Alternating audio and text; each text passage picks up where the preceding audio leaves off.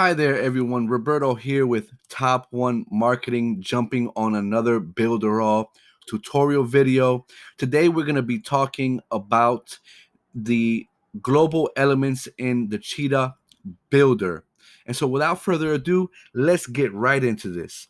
So, right here, we are in the Cheetah Builder, and I'm in a website that I have created. And I'm going to show you exactly the purpose of the global elements and how to implement them in your website. And so I'm going to show you a page right here. We're going to use these two pages as an example, the sales page and the pre-launch page.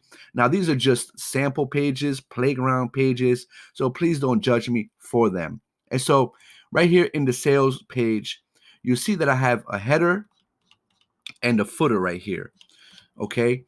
And so the purpose of the global elements, the global header and footer, is that when you create a header and a footer, you don't have to create a header and a footer each time you create a page. Okay. And so as you can see right here, here's the pre-launch page right here. You can see it doesn't have a header and a footer. And so, if I wanted to create a header and a footer for this page, I have two options. I can either go to this page and I can create one from scratch, create a header from scratch, and then create a footer from scratch, or I can utilize the global elements feature in the Cheetah Builder. And so we're going to show you real quick how to do this.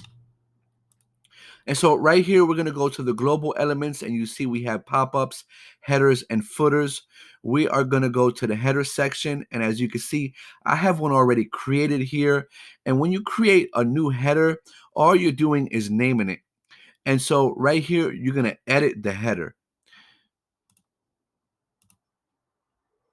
As you can see, I have already created a header, but how you do that is you just go to the add and then panels, and then you scroll down and you have the header and the footer.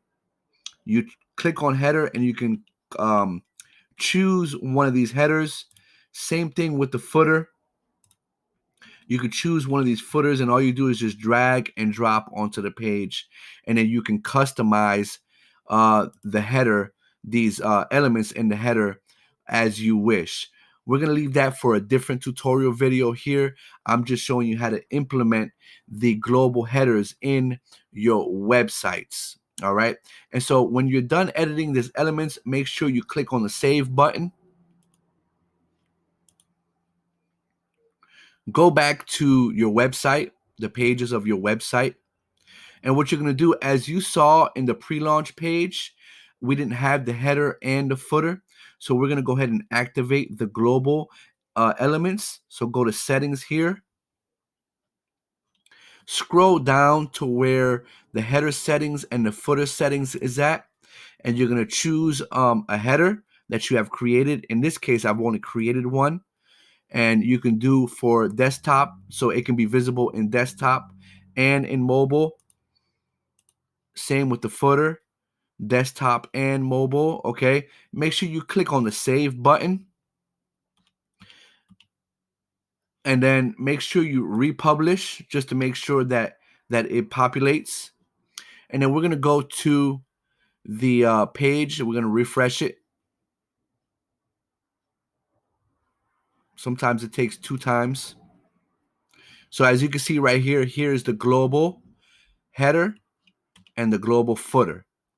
And so the purpose of this is so that you don't have to recreate the header and the footer each time that you create a different page for your website. And so we hope that this helped. My name is Roberto with Top One Marketing. If you find us interesting, you like what we're doing with our tutorial videos and everything else that we're doing with Top One Marketing, please be sure to give us a like, click the subscribe button, and watch the next video. Thank you, and we'll see you on the next one. Bye.